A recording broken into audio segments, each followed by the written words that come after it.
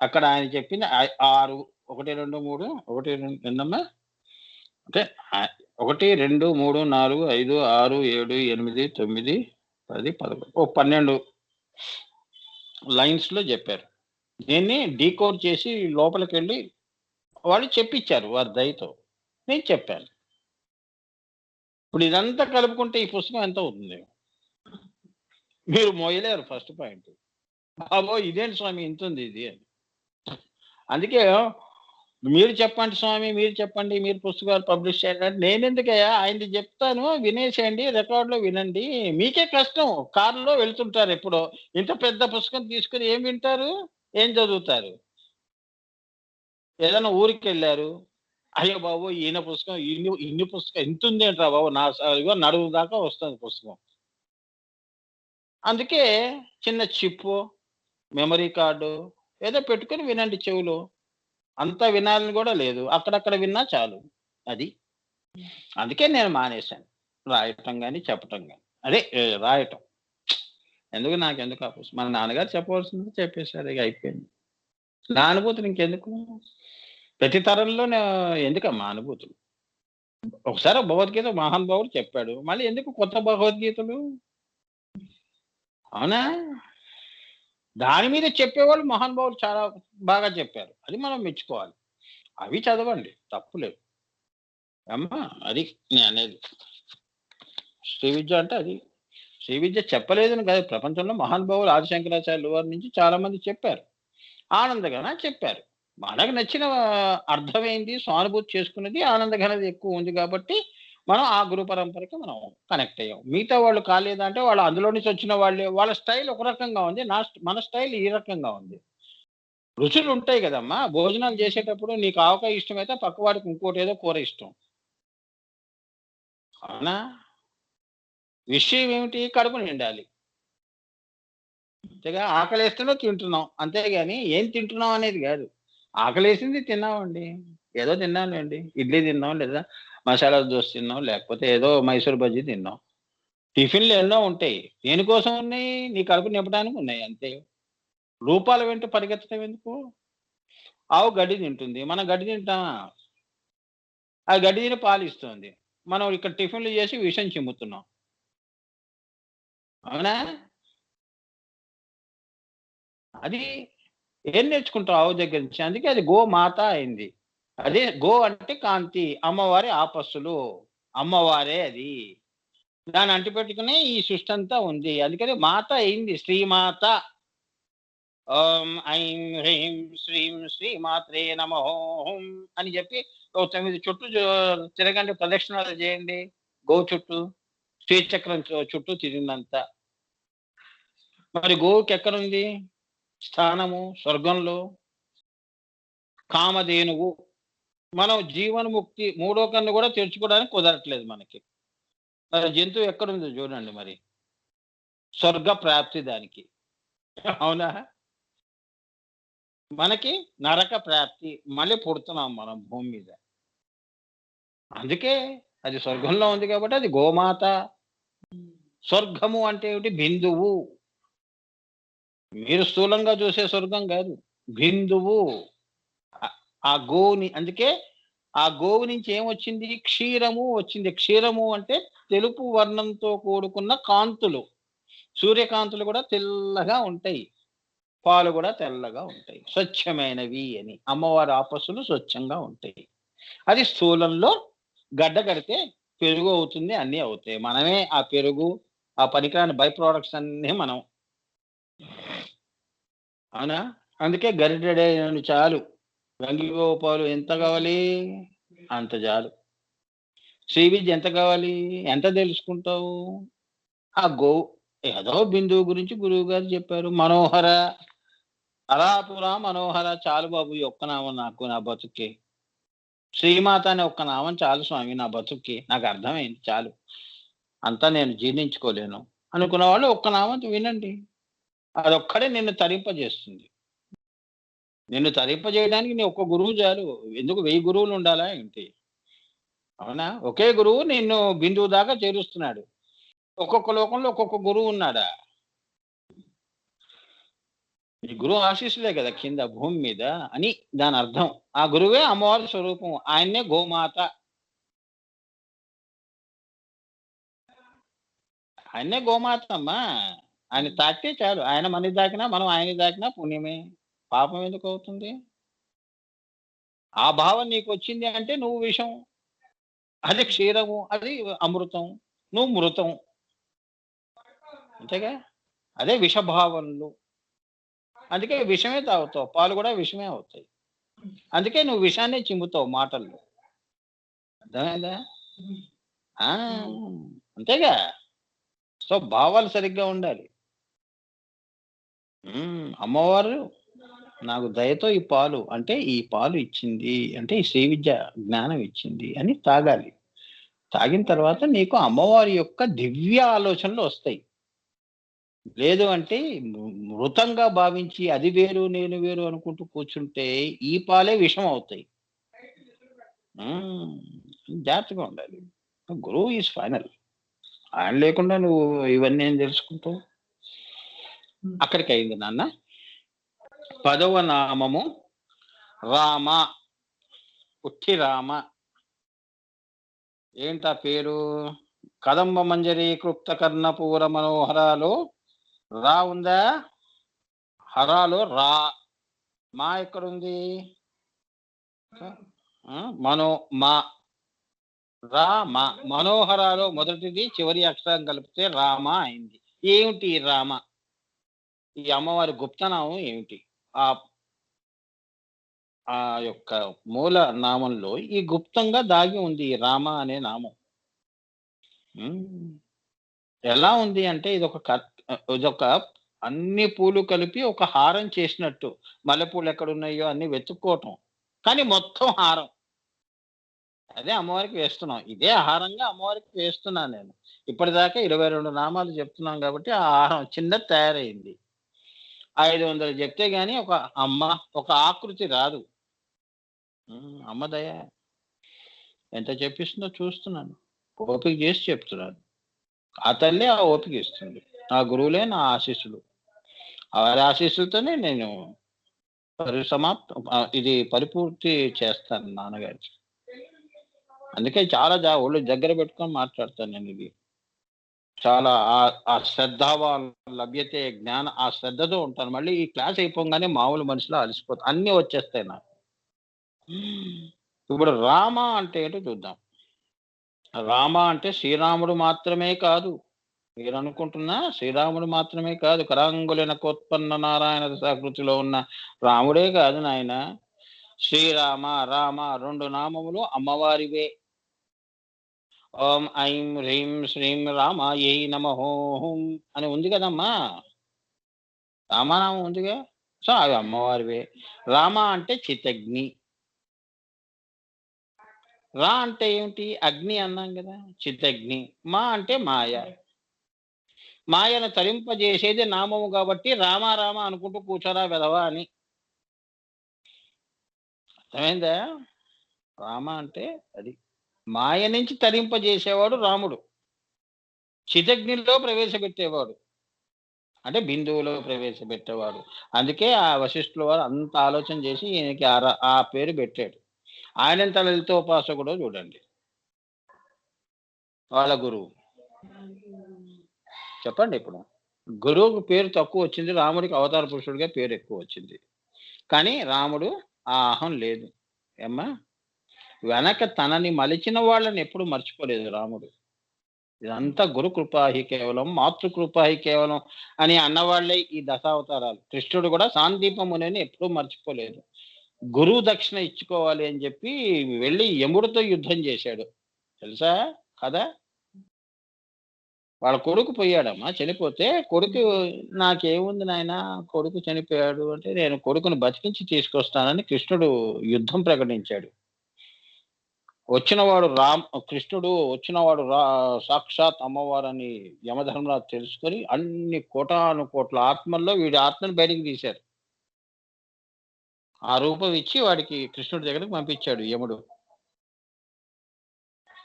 తన గురువు యొక్క కొడుకును చూసి అమ్మ వీడే అని చెప్పి వీడిని తీసుకొచ్చి కిందకి స్థూలంలో వాళ్ళ గురువుకి అప్పజెప్పాడు. గురువు ఎంతో సంతోషించాడు కృష్ణుడు చేసిన పనికి. చూసారా? గురువు రుణం అంటే అది. అలా ఉంటారమ్మా. ఆయనకి ఇవ్వటం వల్ల నువ్వు గొప్పవాడే కాలేదు. అర్థమైందా? ఆయనకి లేక కాదు నువ్వు ఇచ్చింది. నువ్వు ఇవ్వటం వలన గొప్పవాడివి అయ్యావు. అది తెలుసుకోండి మీరు. ఏదో గురువుకి ఏదో దానం చేసామని కాదు అక్కడ.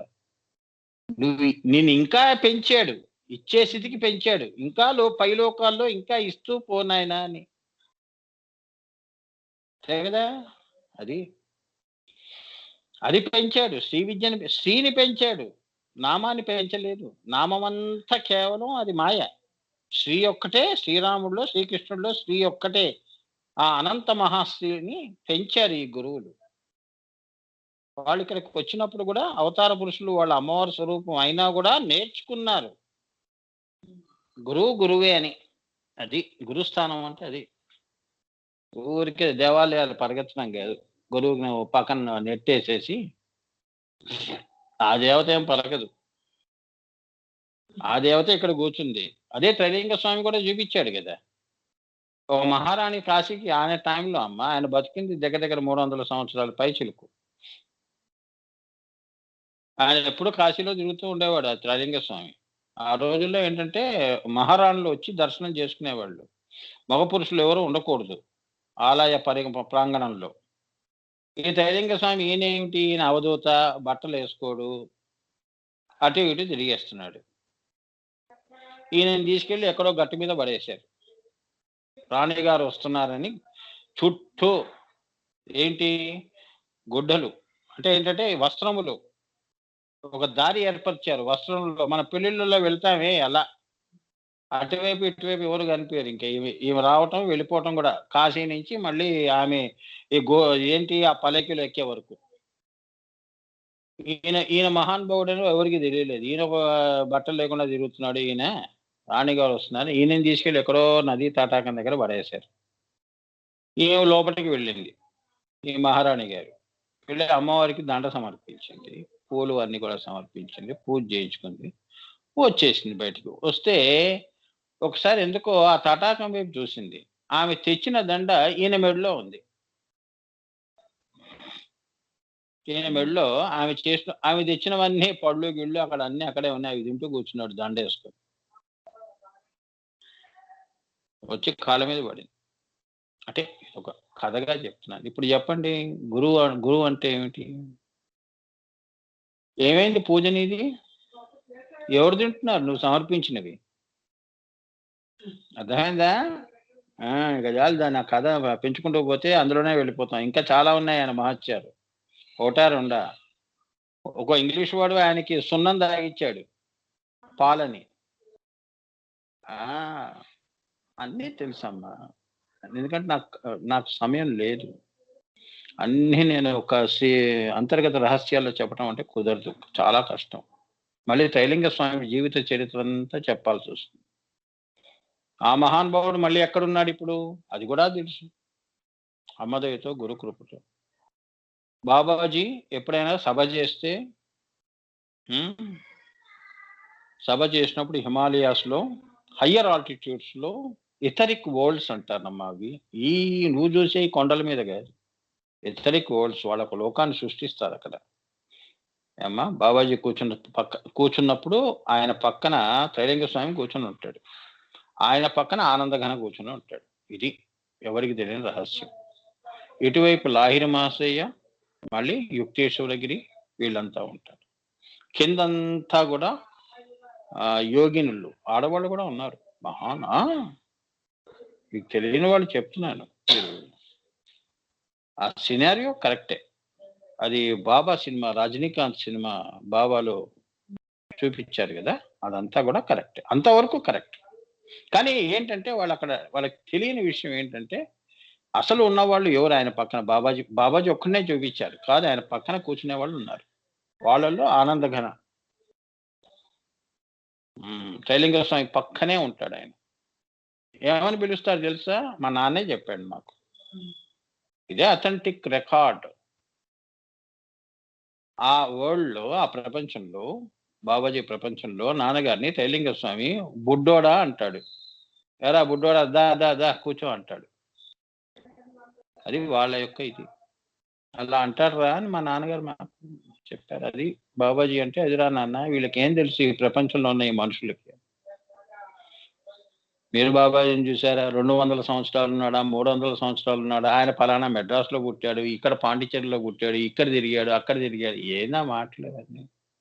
ఆయన స్వయంభూ అయితే అమ్మవారి స్వరూపం. అందుకే నేను ఎక్కువ మాట్లాడను. Whenever whoever talks about Babaji I never speak. I don't like. నేను చెప్పేవి వేరు.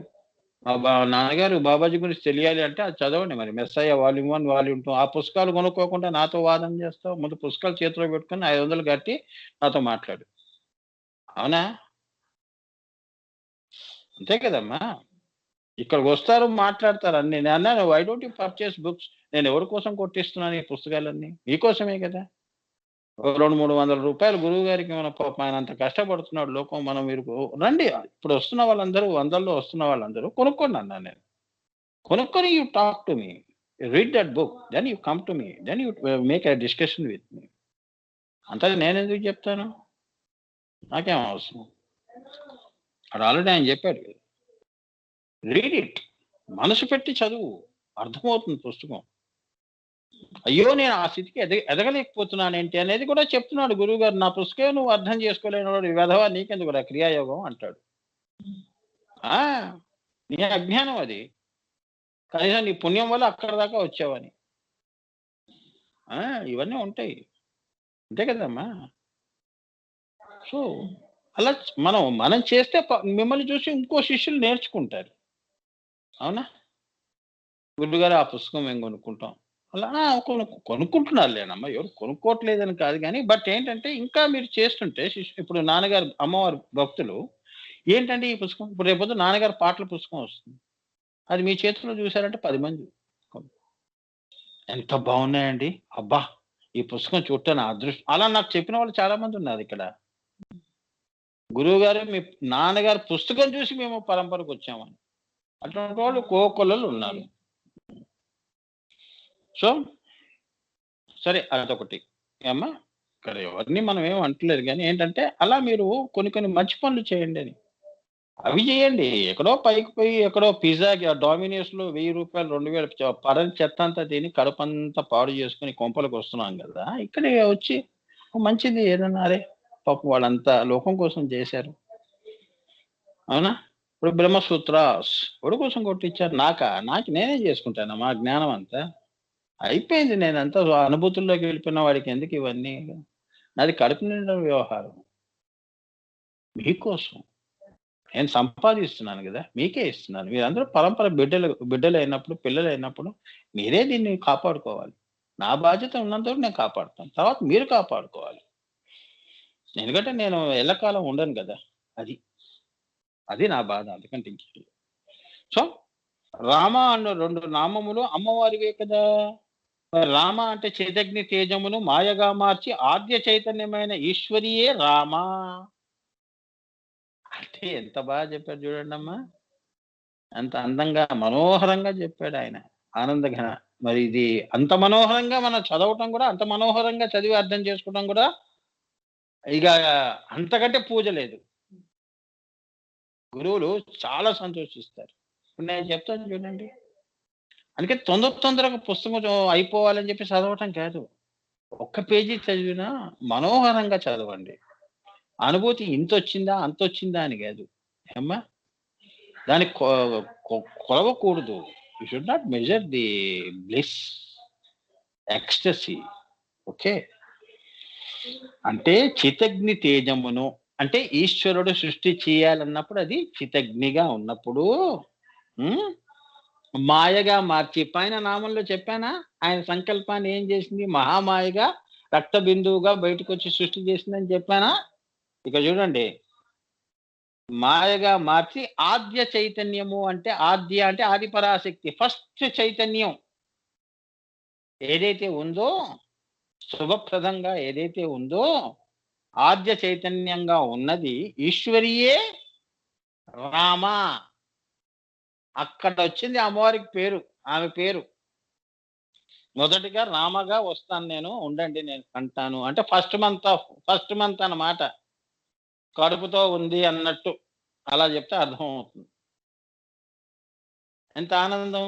రామ అంటే అదనమాట. అంటే సృష్టి జరగబోతోంది. అండపిండ బ్రహ్మాండాలు రాబోతోంది. ఆది చైతన్యం నుంచి, అమ్మవారి తేజస్సు నుంచి.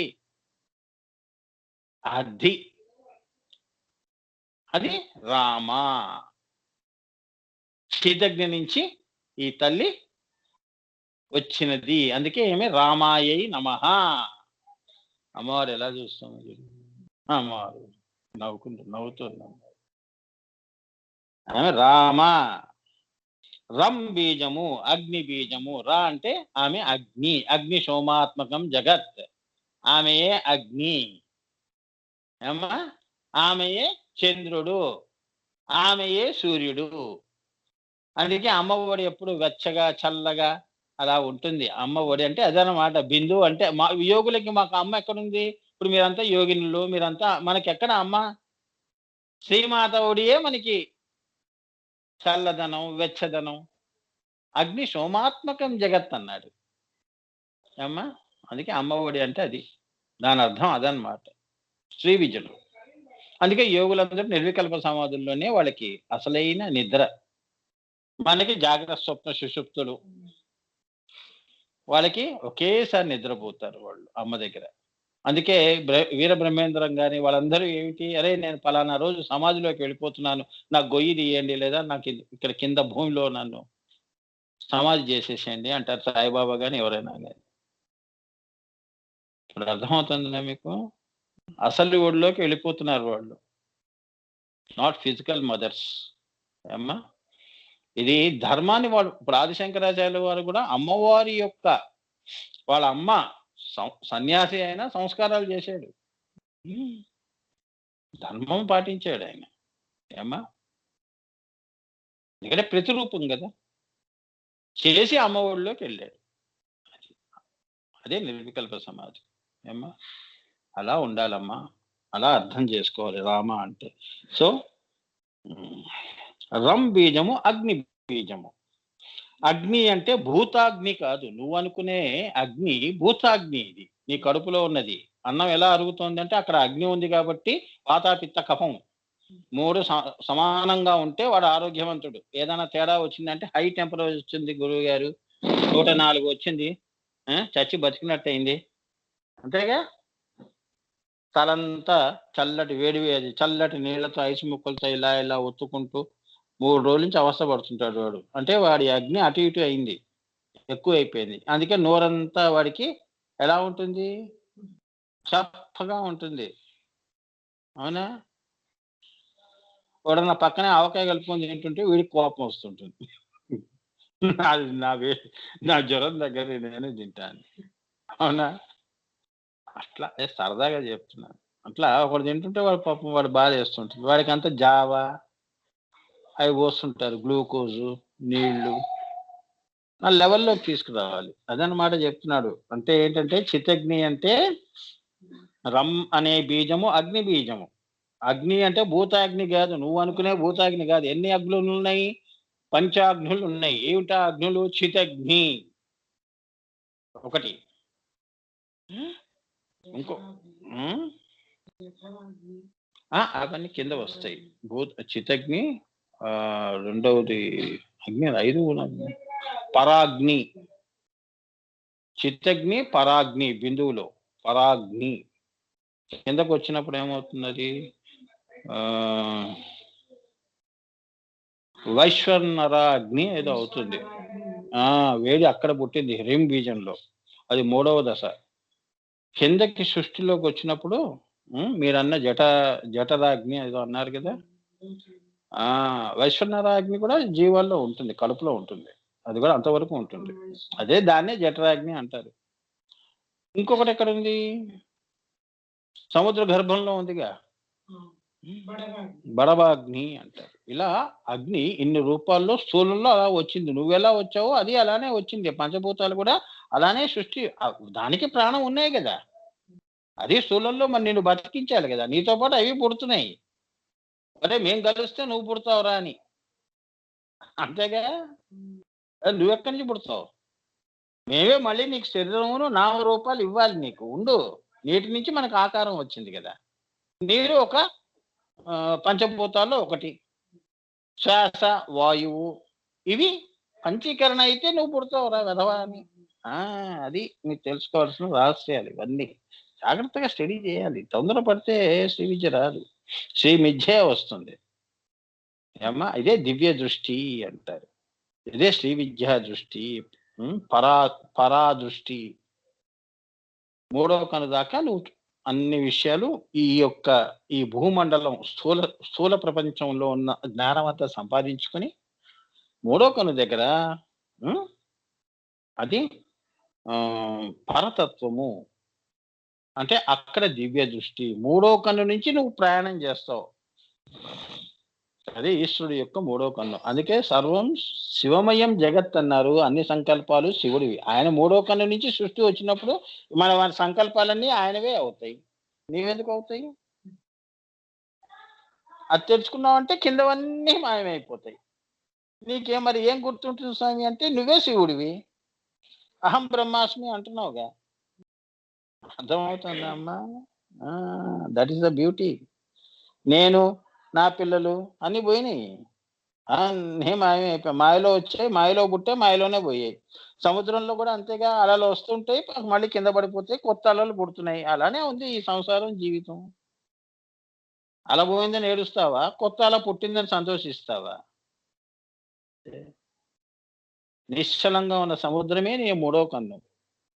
అదే బ్రహ్మ విద్య. అది తెలుసుకోనైనా అదే నీ ప్రస్తుతానికి ఉన్న గమ్యం అదే. ఇక అక్కడి నుంచి నీ గురువులు ఏం చేస్తారు అనేది మరి వారి ఇష్టం. నీ యొక్క దీన్ని బట్టి ఉంటుంది సాధన. ఇవన్నీ బట్టి పైకా కిందకా. మూడో కన్ను దగ్గరికి వస్తే జీవనముక్తి. అంతవరకు ఆ గురువు నీకు, కింద ఉన్న గురువు నీకు గ్యారంటీ. అక్కడి నుంచి గ్యారంటీ ఇంకా పై గురువులు అని. అర్థమైందా? అందుకే కింద గురువు ఏం చేస్తాడంటే మిమ్మల్ని అందరికీ నేను క్రియాయోగం ఇవన్నీ కూడా మన ఆనందగణ ద్వారా ఆధ్వర్యంలో వారి ఆశీస్సులతో, మహోతార్ బాబాజీ ఆశీస్సులతో, గురు పరంపర ఆశీస్సులతో నేను ఇచ్చింది ఒక్కటన్నా సరిగా చేసుకోండి అని మాకు చెప్పాడు. నేను కూడా మీకు అదే చెప్తున్నాను. ఆ ఒక్కటి సరిగ్గా చేయండి రా, శ్రద్ధగా చేయండి రా అని అంట. ఊరికే రెండోది ఇవ్వండి గురువు గారు, మూడోది ఇవ్వండి, నాలుగోది ఇవ్వండి. ఎందుకంత తొందర? ఎందుకంత తొందర? ఏం చేసుకుంటావు? అన్ని తీసుకొచ్చి ఇంట్లో అటక మీద పెడతావు. అంతేగా? అందుకే కంగారు పడదు. అదే మనకి అన్నిటికీ తొందరే. అన్ని తొందర పడకూడదు. ఒక్కటన్నా సి jack of all trades master of none అనిపించుకోకూడదు. అన్ని విద్యలు తెలుసు కానీ ఎందులో నిష్ణాతుడు కానండి అంటాడు వాడు. అవునా? అన్ని భాషలు వచ్చండి. తమిళ్ మాట్లాడతాను, తెలుగు మాట్లాడతాను, కానీ ఎందులోనూ నిష్ణాతుడు కాదు. వ్యవహారం వరకు బాగానే మాట్లాడతాడు. అర్థమైందా? ఇప్పుడన్నా అర్థమైందా? ఇక ఇది కూడా అర్థం కాకపోతే నేనేం చేయాలి? అట్లా అన్నమాట. Master jack of all trades master of none. అందుకే ఒక్క విద్యలో అన్న శ్రీ విద్యలో, ధ్యానంలో, యోగంలో పర్ఫెక్ట్ గా నేర్చుకోండి. అదొక్కటి చాలు మీకు. బ్రహ్మాస్త్రము అది చిన్నగా బిందువులో చేరుస్తుంది. ఒక్క స్టెప్ ఆఫ్ క్రియాగా ఇస్ ఇనఫ్. చక్కని మహోత్తర్ బాబాజీ గురు పరంపర అంతా కూడా నిన్ను తీసేసుకుంటారు. మిగతా నేర్పి పైకి పంపిస్తారు. అన్ని నేనే చెప్పాలి నేను లేదు. నాకు కొంతే ఇచ్చారు. శ్రీకృష్ణుడు కూడా కొంతే తెచ్చుకున్నాడు. ఎంత చేయాలో అంతే చెప్తాడు ఆయన. అంతకంటే చెప్పలేడని కాదు. ఆయన పని అంతే. గవర్నమెంట్ ఉద్యోగం వస్తే, నేను బ్యాంక్ ఉద్యోగం వస్తే నేను క్యాషియర్ అన్నప్పుడు డబ్బే చూడాలి. ఇంకో పనుల్లో నేను తిరగకూడదు. అలా అని నాకు మేనేజర్ చేసే పనులు రావని కావు. అక్కడ కూర్చోబెడితే ఆ పనులు చేస్తా. అందుకని అవతార పురుషులు. అందుకనే అవతారము అన్నారు. పూర్ణావతారాలు. వీళ్ళు పూర్ణావతారాల నుంచి అంశావతారాలుగా వచ్చారు. వీళ్ళకి అక్కడ ఏమున్నాయో ఇక్కడ కూడా ఉన్నాయి. కానీ ఇక్కడ ఎంత ఇవ్వాలో అంతే ఇస్తారు, అంతే చెప్తారు. అంతకంటే ఇంకెక్కువ ఇవ్వకూడదు. సృష్టి నిలవదు. సృష్టి ఏంటంటే ముందుకు వెళ్ళాలి. అన్ని ఎలా ఇస్తారు? ఇవన్నీ రహస్యాలు. అందుకే నేను చెప్పాను. ఇక ఈ మనుషులు ఏమనుకుంటారు? అరే ఈయనకేం తెలియదురా అని వెంటనే వీళ్ళ మనసు 10 రకాలుగా వెళ్ళిపోతుంది. అందుకే మరకటం, మనసు మరకటం. కోతి ఒక కొమ్మ మీద కూర్చోదు. అవునా? వీడిని ఎలా భ్రష్టు పట్టించాలనే ఆలోచనే తప్ప, అయ్యో ఆయన ఎందుకు పాపం ఇలా చెప్తున్నాడు అనేది ఎవడు జాలి చూపించడు. నాకు మేకులు, అదే జీసస్ క్రైస్ట్ పడిన మేకులు పడితే గాని వాళ్ళకి ఆనందంగా ఉండదు. అవునా? అది. అలానే పోగొట్టుకున్నాం చాలా మహానుభావుల్ని మనం. వచ్చిన వాళ్ళందరినీ చంపుకున్నాం.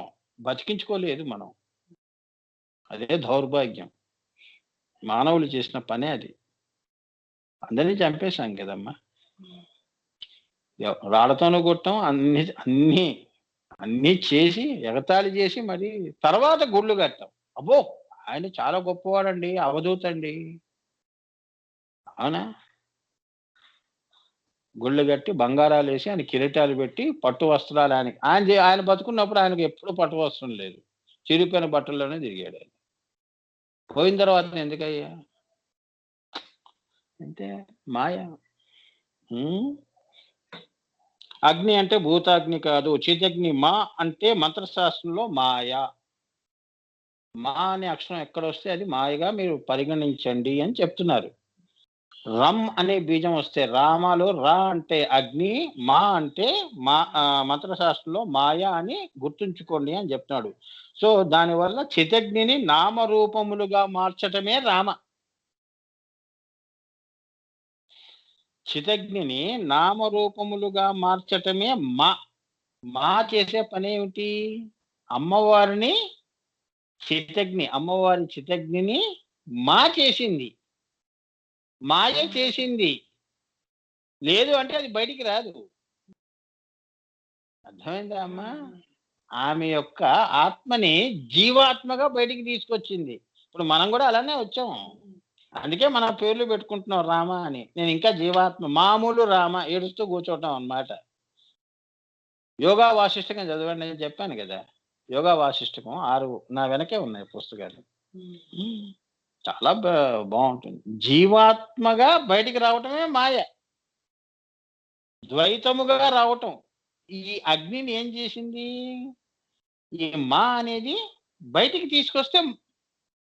తీసుకురావటం. అప్పుడు రా కాస్త మా అయింది. అప్పుడు రామ అయింది అని. అది. ఎంత కష్టం చూడండి. అమ్మవారి నామం అది అమ్మ దయ ఉంటే లోపలికి తీసుకెళ్తుంది. దర్శనం అదే రామ దర్శనం. మన మూడో కన్ను కూడా ఇంకొకటి చెప్పడం మర్చిపోయాను. బ్రహ్మకచ్చం దగ్గర కూడా రామద్వారము అంటారు. ఎవరు తెలియదిది. అడగండి ఎవరన్నా మహానుభావులు, యోగులు మా గురుగారు ఇలా చెప్పారు. రామద్వారం ఎక్కడుంటుందో అని అడగండి. బ్రహ్మకచ్చం. దాన్ని రామద్వారము అంటారు. అర్థమైందా? అంటే నీ మాయంతా రాజరాజేశ్వరి దగ్గర అయిపోయింది. ఇప్పుడు నువ్వు చితగ్ని స్వరూపంగా నువ్వు అమ్మవారి దగ్గరికి వెళ్తున్నావు అని. ఇదే రహస్యం. బాగా గుర్తుంచుకోండి. ఓకే? సో,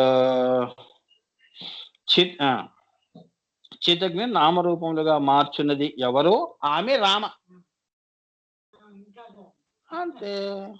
ఇక్కడికి ఆపుదామనన్నా 8:30 అవుతుంది.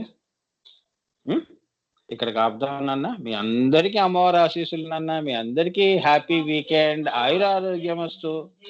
నవ్వుతూ సంతోషంగా చక్కగా భోజనాలు వేడి వేడి భోజనాలు చేసుకొని చక్కగా 4 అమ్మవారి నామం చెప్పుకొని హాయిగా పడుకోండి. పొద్దున్నే ఆదివారం.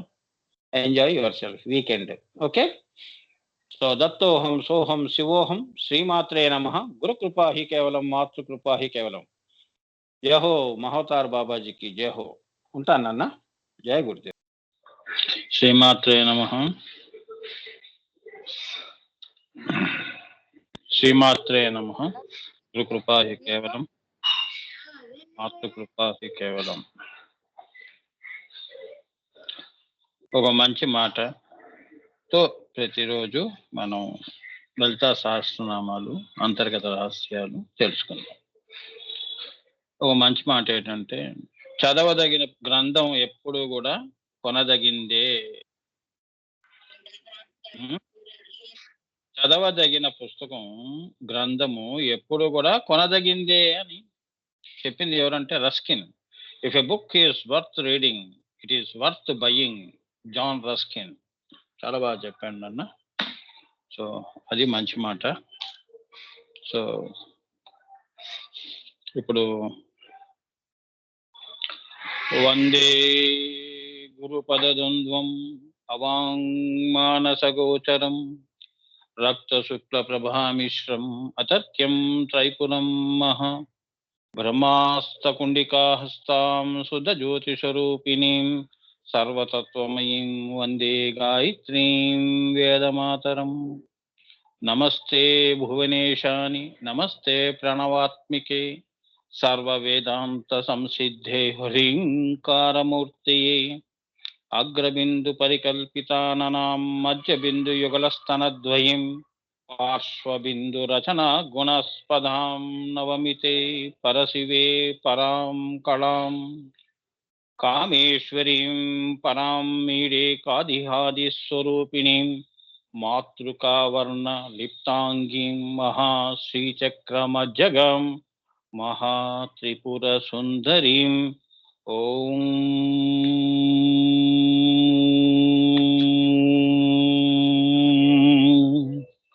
హ్రీం హ్రీం హ్రీం. గురుకృపా హి కేవలం, మాతృకృపా హి కేవలం. శ్రీమాత్రే నమః. ఇప్పుడు 11వ నామం నాన్న, 11వ నామం కంజ కర్ణ మనోహర నామం నాన్న. అమ్మవారిది కంజకర్ణ మనోహర. అమ్మవారు నా తల్లి సృష్టి, మన సౌభాగ్యం ఇదంతా. మనకు అమ్మవారు మన పుట్టించిన భూమి మీద తన ఆలోచనలతోనే పుట్టించింది. తన భావాలు, తన సృష్టి, అవే ఈ భూమి మీద మనకి, దాంతోనే మన జీవితం వెళ్ళిపోతుంది. అది మన అదృష్టం. ఇంకే మాయలోనూ పెట్టకుండా ఎంతసేపు అమ్మవారి పనులు, అమ్మవారి చింతనలు, అమ్మవారి ఆలోచనలు. మనం ఎక్కడ ఎక్కడ ఎక్కడ నువ్వు ఉంటే అక్కడే అన్నీ వస్తాయి పోరా అంటుంది అమ్మవారు. పోరా ఎదవా అంటుంది. కరెక్టే కదా. శాంతి కానీ, మనశ్శాంతి కానీ, ధ్యానం కానీ, యోగం కానీ, మెటీరియలిస్టిక్ గా కావాల్సిన వస్తువులు సంకల్పాలు చేయకుండానే అమ్మవారు, అదే ఆవిడ అన్నపూర్ణ. మనం ఏం సంకల్పం చేయకుండానే, అడగకుండానే ఇస్తుంది ఆ తల్లి. అది దానికి అమ్మవారి పాదుకలకి నమస్కారం చేస్తూ కంజకర్ణ మనోహర. బ్రహ్మము నుండి ఉద్భవించిన నాదమును విన్నవారు, కన్నవారు, చూచినవారు ఒక్కరే. భైరవంగా వచ్చిన ఈశ్వర నిశ్వాసం ప్రపంచోల్లాస సమయం ఆసన్నమైనప్పుడు ఆయనకి చెవి అయి ఈ భైరవము కలిగిందని విన్నట్టిది. కంజ కర్ణ, కర్ణములు అంటే ఏంటంటే చెవులు. ఇక్కడ బ్రహ్మము నుండి ఉద్భవించిన నాదమును విన్నవారు. మరి సృష్టి ఎలా జరిగింది? ముందు భగవంతుడు అనేవాడు రావాలిగా పరాశూన్యం నుంచి. అదే దాన్నే జాగ్రత్తలోకి వచ్చాడు ఆయన. తుర్యంలో, తుర్యాతీతంలో ఉన్నది పరాశూన్యంలో నుంచి బయటికి ఆయన వచ్చినప్పుడు ఆయన తప్ప ఇంకెవరు లేరు. ఇప్పుడు అది బ్రహ్మము నుండి ఉద్భవించిన నాదము ఏదైతే ఉంటుందో ఈ అది ఆ నాదమును విన్నవారు కానీ, ఇంకా సృష్టి జరగలేదు కదా, ఇక విన్నవాళ్ళు ఎక్కడ ఉంటారు? ఆయన ఒక్కడే ముందు బయటకు వచ్చాడు పరాశూన్యం నుంచి. ఇప్పుడు ఆ శూన్యాన్ని శ్రీచక్ర రూపంలో తీసుకురావాలి అంటే సృష్టి చేయాలని. సో బ్రహ్మము నుండి ఉద్భవించిన నాదమును విన్నవారు కానీ, కన్నవారు కానీ, చూచిన వారు కానీ ఒక్కరే. ఎవరా ఒక్కరు? తనకు తానే సాక్షి. సాక్షి ఎవరు లేరు. చూసారా అమ్మా? భైరవముగా వచ్చిన ఈశ్వర నిశ్వాసము. భైరవము అంటే భయంకరమైన శబ్దము. దాన్నే మీ వెస్టర్న్ సైంటిస్ట్ వీళ్ళు మనం చదువుకునే పుస్తకాల్లో కూడా బిగ్ బ్యాంగ్ థియరీ అని ఉంటుంది. సృష్టి ఎలా జరిగింది అంటే బిగ్ బ్యాంగ్ థియరీ, పెద్ద విస్ఫోటం జరగటం వలన వచ్చింది అని చెప్తారు. అంతేగాని వాళ్ళు లోపల దాకా వెళ్ళరు. వాళ్ళు వేదం చదివి చెప్పిందే కదా. వాడి ద్వారా మనం నేర్చుకునేది ఏమిటి? మన దౌర్భాగ్యం ఏంటంటే మన వేదాలు వాడు పాఠాలుగా మనకే చెప్తున్నాడు. మన వాళ్ళు వేదం చెప్తాను రారా అంటే ఓడు కూర్చోడు వాడి దగ్గర. ఇదే దౌర్భాగ్య స్థితి అంటే ఇది. వాడిక్కడ ఏంటంటే ఈ గురువుల దగ్గర వినయంగా కూర్చొని అన్ని వేదాలు నేర్చుకుని వాడు అక్కడికి వెళ్ళి కొత్తవన్నీ థియరీస్ కనుక్కొని అంతే కదా! ఆల్బర్ట్ ఐన్‌స్టీన్ దాకా గూడా. హ్మ్. E=mc² అనేది వీడు చెప్తేనే మనకు తెలిసిందా ఏంటి? వేదంలో లేదా? శ్రీ విద్యలో లేదా? పరాశక్తి, ఆది పరాశక్తి అన్నాం గదా! ఇప్పుడు ఈ బిగ్ బ్యాంగ్ థియరీ కంటే మేమేం చెప్పాం? ఇప్పుడు అదే చెప్తున్నారు నామాలు. సృష్టి ఆది నుంచి మాకు శ్రీ విద్య ఉంది. అవునా? మనం చదువుకునే చదువులు మొన్న ఈ మధ్య చదువులివి. దీంతో నీకంతా గూడా తెలిసిపోయిందంటే ఎలా? అదే అజ్ఞానం. అవునా? ఆది నుండి తెలుసుకోవటం అది వేరు. దాన్ని సానుభూతి చేసుకోవటం అంతకంటే గొప్పతనం లేదు. అవునా? అందులో లయం కావటం ఇంకా గొప్పతనం. అలా వెళ్ళిన ఋషి సాంప్రదాయాలమ్మా మనవి. So, you be proud of your own culture and traditions. ఈ భూమి మీద నేను పుట్టటమే నా అదృష్టం అనుకోవాలి. దీన్ని ఎగతాళి చేసి మనం తక్కువ చేసి మాట్లాడటం అదేదో ఈ మధ్య కాలంలో వెస్టర్న్ కల్చర్ వల్ల తక్కువ చేయటం ఏమ్మా ఇదేం మనకి శోభించదు. అది నేను చెప్పేది. Be proud. అందరూ ఇక్కడ పుట్టాలని కోరుకుంటారు. దేవతలే భూమి మీద ఈ యొక్క భారతదేశంలో పుట్టాలని కోరుకుంటారు తెలుసా? మరి అవతార పురుషులందరూ ఎక్కడ పుట్టారు? అవునా? అన్నీ మీకు సాక్ష్యంగా చెప్తున్నాను గదా! రాముడు ఎక్కడ పుట్టాడు? అమెరికాలో పుట్టాడా? అవునా? అయోధ్యలో పుట్టాడుగా. మరి అంత గొడవలు జరిగాయిగా. రాముడు ఇక్కడ రామ జన్మభూమి అని. కృష్ణుడెక్కడ? కృష్ణుడి కథలన్నీ మనం అమెరికాలో పుట్టిన అవి చదువుతున్నామా? అందరూ సాయిబాబా గాని మహానుభావులు ఏంటి ఒకరు మించిన ఒకరు. ఆ! అందరూ గూడా ఈ భూమి మీద నడయాడిన భూమి ఇది. ఆ భూమి మీద నువ్వు పుట్టటం అని అంటే వాళ్ళ పాదాల దగ్గర నువ్వు పుట్టావు. రక్తపు ముద్దలా పడ్డావు వాళ్ళ పాదాల మీద. అమ్మవారు నిన్ను ఆ గురు పాదుకల దగ్గర రక్తపు ముద్ద. పుట్టినప్పుడు ఎలా ఉంటాడు బిడ్డ? ఈ భూమి మీద అలా పడ్డావు అంటే నువ్వు పుట్టిన చోట ఎంతమంది నడిచారు? వాళ్ళ పాదాల దగ్గర మనం పుట్టాం. అందుకే ఇంత మంచి మనకి దివ్య సంస్కారాలు. హ్మ్. ఆ ఆశీర్వాదాల బలం వల్ల మనకి ఇగో ఈ లలితా సహస్రనామం దాకా గూడా వచ్చి అర్థం చేసుకుంటున్నాం. ఈ సంస్కారం, ఈ శక్తి, జ్ఞానశక్తి, ఇచ్ఛాశక్తి, క్రియాశక్తి అంతా వారి కృప. అర్థం కాలేదు అంటే అయ్యో! నేను పక్కవాడిని నిందించటం అవసరం లేదు. అయ్యో! నేను అంత స్థితికి ఎదగలేకపోయానే అని బాధపడాలి. ఏమ్మా! అయ్యో! నేను ఇంకా కష్టపడాలి, సాధన చేయాలని నీకు ఆ పట్టుదల ఉండాలి. అది. ఏమ్మా! సాధన వల్ల ఈ ధరిత్రుల్లో అన్నీ సాధ్యమే. ఏమ్మా! సో, ఇక్కడ భైరవముగా వచ్చిన ఈశ్వర నిశ్వాసము అంటే ఈశ్వరుడు నిశ్వాసం చేస్తాడు. మనం మానవులం మనం ఏమిటి ఉచ్ఛ్వాస నిశ్వాసాలు మనవి. ఆయనవి నిశ్వాసము వలన ఈంకారం, శ్రీంకారం, హ్రీంకారం, ఓంకారం వచ్చింది. అంటే ఒక్కసారి గాలి ముక్కు నుంచి వదలటం నిశ్వాసాలన్నమాట. నిశ్వాసిస్తారుగా అదే. మనమేమిటి పుట్టి పీలుస్తాం. అంతా రివర్సు. ఇదే కర్మ అంటే. మనం ఇప్పుడేంటంటే ఆ శ్వాసని ఏం చేస్తున్నాం? నిశ్వాసం చేస్తున్నాం క్రియాయోగం ద్వారా. అది రహస్యం. అంటే నిన్ను నువ్వు సెల్ఫ్ ఎన్‌లైటెండ్ సోల్ ఆ స్థితికి ఎదుగుతున్నావు. ఎదిగిపోతూ ఉండాలి నాన్న. ఆగిపోకూడదు. ఎదిగిపోతూ ఉంటే నువ్వు ఆ నిశ్వాసం నువ్వే చేస్తావు. ఆ మూడో కన్ను పైన ఏముంది? నిశ్వాసమే. మహాప్రాణమే గదమ్మా! నిశ్వాస ప్రాణంలోనే ఉంటావు నువ్వు. అది అందుకే ఈ జీవి దేవి అవుతుందక్కడ. నీవు ఇక్కడ ఈ జీవిగా నువ్వు పుట్టినప్పుడు అక్కడికి మూడో కన్ను దగ్గరికి వెళ్ళినప్పుడు నువ్వు దేవి, శ్రీదేవి నువ్వు. అదే స్తుతి. నేను ఒక స్తుతి పంపించాను దేవి స్తుతి అని. దానికి ఇంకా అర్థ తాత్పర్యాలు అవసరం లేదు. రోజు అది చదువుకోండి చాలు. అర్థ తాత్పర్యాలు అంతా కూడా ఇందులో చెప్తున్నాం లలితా సహస్రనామ అంతర్గత రహస్యాల్లో. ఇవే అమ్మవారికి. రోజు చదువుకోండి. 90 రోజుల తర్వాత నాకు ఫోను చేసి చెప్పండి. ఎందుకు చెప్పాను అనేది నేను చెప్పను రహస్యం. చదువుకున్న వాళ్ళకి, చేసుకున్న వాడికి చేసుకున్నంత మహాదేవ. ఆ మహాదేవుడి గురించే చెప్తున్నాను. చేసుకోండి నాన్న. రోజు ఒక్కసారి చదువుకోండి చాలు. రాత్రి పడుకునే ముందన్నా చదువుకోండి. పొద్దున్న లేచిన తర్వాతన్నా కానీ రోజు ఒక్కసారి మటుకు చదువుకోండి. దేవి స్తుతి నేను పంపించాను. ఏనన్నా అది చదువుకోండి. అమ్మవారి కవచం, రక్ష అన్నీ ఉంటాయి. మీకు మంచి జరుగుతుంది. 90 డేస్ నాకు ధ్యానంలో నాకొచ్చినది మీకు చెప్తున్నాను. హ్మ్. ఎక్కడున్నాం? ఆ! భైరవముగా వచ్చిన ఈశ్వర నిశ్వాసం ప్రపంచ ఉల్లాస సమయము ఆసన్నమైనప్పుడు ఆయనకి చెవియై ఈ భైరవం కలిగిందని విన్నట్టిది. అంటే ప్రపంచ సమయం హ్మ్. ఆసన్నమైనప్పుడు ప్రపంచోల్లాస సమయం అంటే ఆయన సృష్టి చెయ్యాలని అనుకున్నప్పుడు ఒక పెద్ద భైరవము చేస్తే ఆ శబ్దము ఆ భైరవం ముందు తానే విన్నాడని. మనం ఎక్కడ వింటామమ్మా అంత డెసిబెల్స్. అవునా? ట్రైను సికింద్రాబాద్ స్టేషన్ గాని, ఇంకెక్కడైనా ట్రైన్ స్టేషన్ దగ్గరికెళ్తే వాడు అక్కడే నుంచున్నామనుకో, వాడు విజిలేస్తేనే మన చెవు అవునా దద్దరిల్లిపోతుంది. అదే వినలేము. అదేం వింటాం భైరవం. అవునా? And that is the beauty.